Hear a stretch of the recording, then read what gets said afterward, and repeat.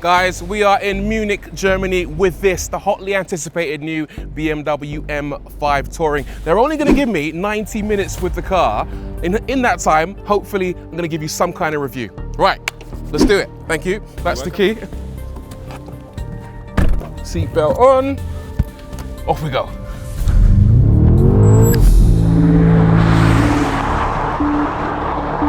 So, what is this thing? Well, in case you've been living under a rock, this is BMW's most powerful 5 Series ever, in Wagon flavour. So it only makes sense that my first port of call should be somewhere we can stretch the car's legs properly.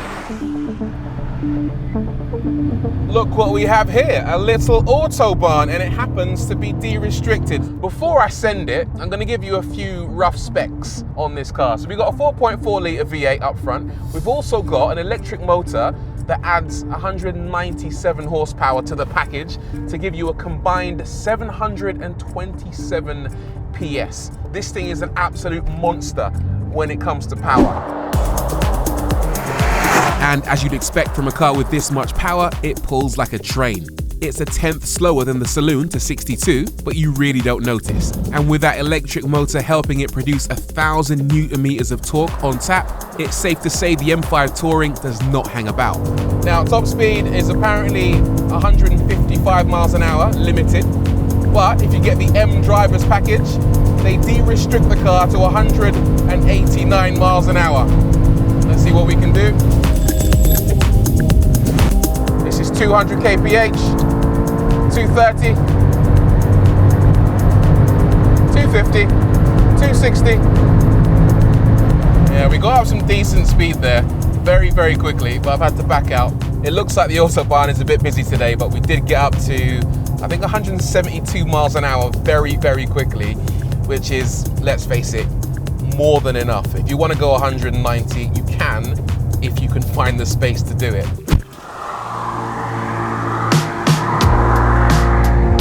While I'm here though, let me give you an idea of what it's like to drive just on the motorway. It's actually not the quietest car in the world. I had a look under the bonnet earlier and BMW have removed or not installed a lot of sound deadening material. I think the reason for that is because they want to get as much sound from the engine as possible into the cabin.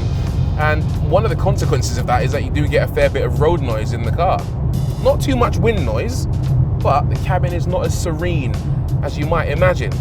But it's a smooth car to drive. The suspension is lovely, adaptive suspension, irons out, loads of bumps in the road.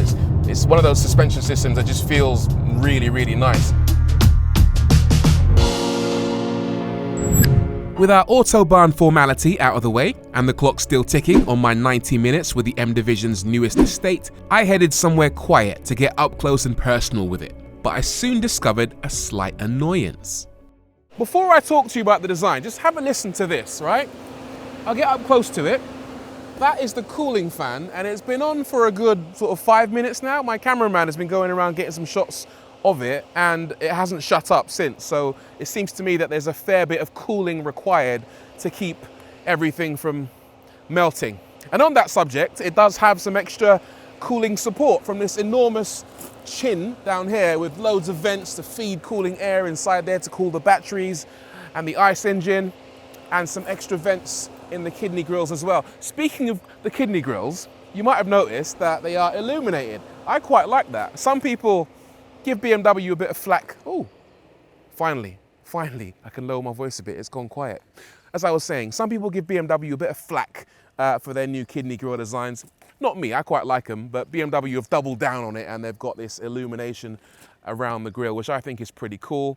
In terms of dimensions, bizarrely, it's exactly the same length and width as the saloon, but it's slightly higher, slightly taller than the saloon, and with a little bit more ground clearance as well. But on the whole, I think this is a better looking car than the saloon. The proportions for me just work really nicely. This one's got some carbon bits on it, so you've got a carbon door mirror. You can get a carbon roof on the saloon, although I'm not sure you can on the Touring. Perhaps not, seeing as the roof might be a bit longer and a different shape on the Touring. I love the wheels, 21s on the back, 20s up front, and then around the back of the car, for me, this is definitely the best angle. It just looks so muscular The wheel arches on this especially are bulging out and make it have such a nice stance. Really good looking car. Lovely wraparound lights down here. You got a little bit of a spoiler up top and these big lower diffuser sections down the bottom with quad exhaust pipes.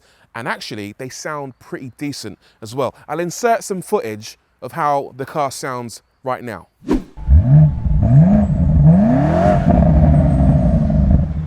Okay, we need to talk about the boot.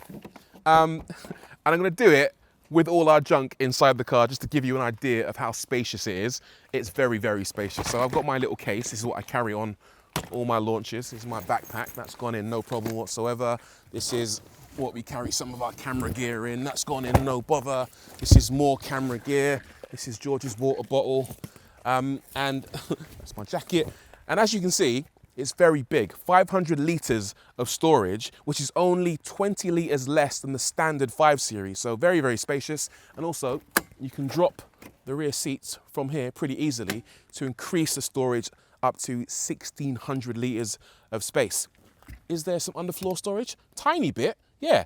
I'm actually genuinely impressed with that because a lot of hybrids rob you of luggage space in the rear, but BMW have done a really good job with the packaging in this car. It looks good, and it's also pretty practical. Right, I'm sure you're all desperate to hear about whether the M5 Touring is actually enjoyable to drive. And luckily, we still had a bit of time available to put it through its dynamic paces. So acceleration is absolutely rapid. The 0 to 60 time is phenomenal. To 62 in 3.7 seconds. Yeah, and it is a lot of fun when you put your foot down. The torque is instant and seemingly relentless. One of the things I really like about it though is the fact that it's got this huge punch when you change gears. So in the menu system, you can set the car up to deliver the exact amount of punch from the gear shifts that you want. So I'll go into setup and I'll choose my drive logic to Sport Plus.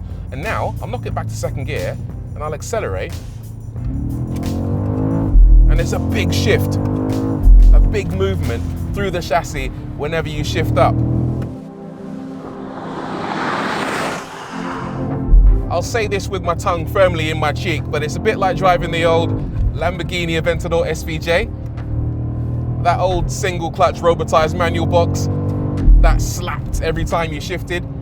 Yeah, it's kind of reminiscent of that. Very cool. One of the big things with this car is, of course, the weight. It's 2,475 kilograms, 40 kilograms heavier than the saloon, believe it or not. And that means it's probably not going to be the most agile in the corners.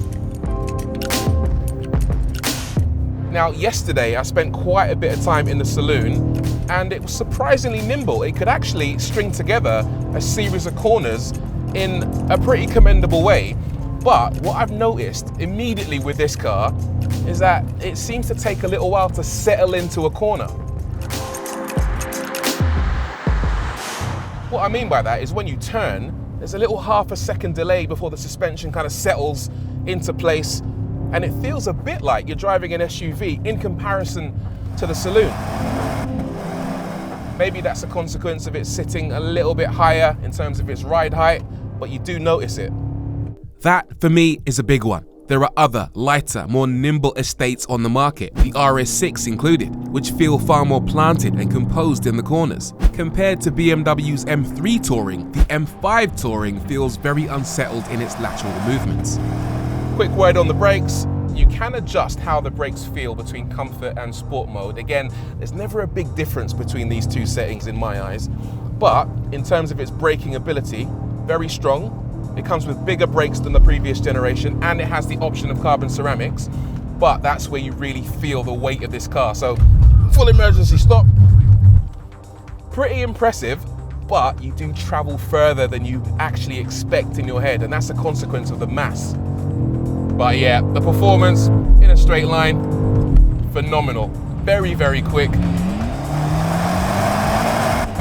I think what you got to be mindful about in this car especially is that you can get yourself into sticky situations extremely quickly because of the power and the torque. But then when you get there, you need to be very mindful about how you get out of those situations. It hasn't got the agility or the stopping performance that you might expect a car with this level of performance to have.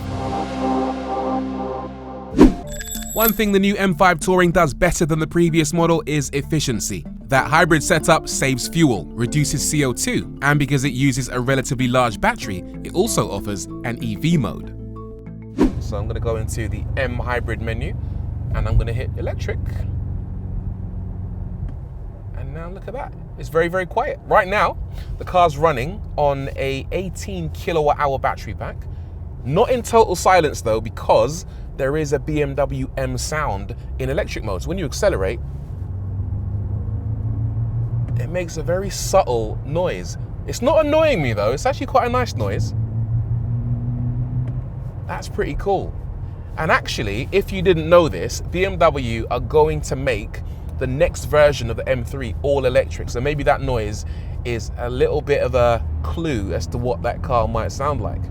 If you don't like it, you can switch it off almost completely, but interesting that it does make an EV noise. Also interesting is the fact that it actually changes gear. So I'll slow down a bit and accelerate, and you should feel the car going through the gears. There's one change. There's another change. It's running in electric mode, but you're feeling the same gear changes and a lot of the same sensations that you would if you were running with the internal combustion engine. Interesting.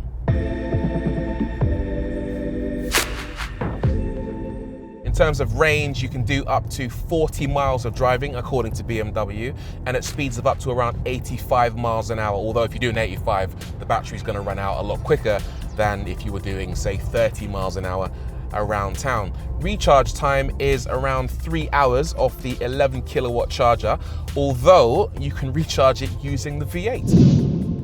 Just a final quick word on pricing. The M5 Touring will set you back £112,500, which is about £1,095 more than the Saloon. Initially, I thought that was a small price to pay, given the fact that it's a better looking and more practical car. But based on the Saloon being noticeably better to drive, I might have to reconsider. Right, that is it. That is my time with the new M5 Touring. A lot going on with this car. There's literally another journalist waiting to jump into the driver's seat, so I'm going to vacate and let him take the car away. My verdict on this thing: a lot going on. Very, very powerful, very cool to look at, very, very practical, interesting to drive. I think on the whole, what we have is a very different M5, a new breed. I appreciate the fact we still have the V8. The hybrid gubbins inside allows us to continue to enjoy some kind of high performance petrol powered M5. But I think the handling and the extra weight leaves something to be desired. So with all of that in mind, if I wanted a fun performance estate and I didn't care about the hybrid component, I'd probably get the superior M3 Touring. Or if a 5 Series was essential, the Saloon feels like a more sorted car from a dynamic perspective. Hopefully we'll get more time with the M5 Touring in due course, but 90 minutes in, that's the verdict. Don't forget, you can watch our full review of the M5 Saloon in the link below, as well as our track test of the M3 Touring and reviews of the M2. Don't forget to like, subscribe, and stay tuned for more M action in the not too distant future.